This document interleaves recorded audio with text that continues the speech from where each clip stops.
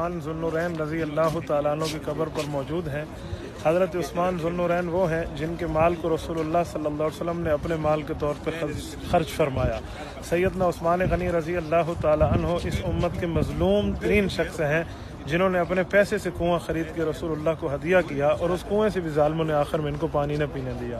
ये वो हैं जिनको रसूलुल्लाह सल्लल्लाहु अलैहि वसल्लम ने जन्नत की खुशखबरी दी है और इससे अल्लाह के रसूल सल्लल्लाहु अलैहि वसल्लम हया फरमाते थे और फरमाते थे कि उस्मान से अल्लाह के फरिश्ते हया करते हैं। सैयदना उस्मान ज़ुन्नुरैन रज़ी अल्लाह तआला अन्हु को दो बेटियाँ रसूलुल्लाह की मिली हैं। ये फजीलत क़यामत तक किसी को नहीं मिल सकती क्योंकि रसूलुल्लाह आखिरी नबी हैं, न नया नबी आना है न उनकी बेटियाँ होनी हैं। सैयदना उस्मान ज़ुन्नुरैन रज़ी अल्लाह तआला अन्हु ने कुरान करीम को नशर करके पूरी दुनिया में फैलाया है। हज़रत उस्मान ज़ुन्नुरैन रज़ी अल्लाह तआला अन्हु दोहरे दामाद हैं। हज़रत अली मुर्तज़ा इकारे दामाद हैं। एक निस्बत है कि हुज़ूर अलैहिस्सलाम के दो ससुर हैं खुलफ़ाए राशिदीन में, हज़रत अबू बकर और उमर। दो दामाद हैं, हज़रत उस्मान, हज़रत अली।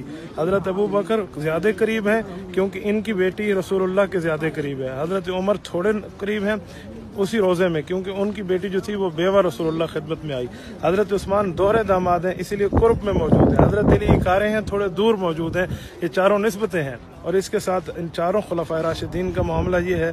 हज़रत अबू बकर सिद्दीक़ का असल नाम अब्दुल्ला ऐन से, उमर का नाम ऐन से, उस्मान का नाम ऐन से, अली का नाम ऐन से और अबू बकर अलिफ से शुरू होता है और अली या पे ख़त्म होता है। हरूफ तहज्जी सारे का सारा इन्हीं में बंद है। अल्लाह में इनकी बातों पर अमल की तौफीक।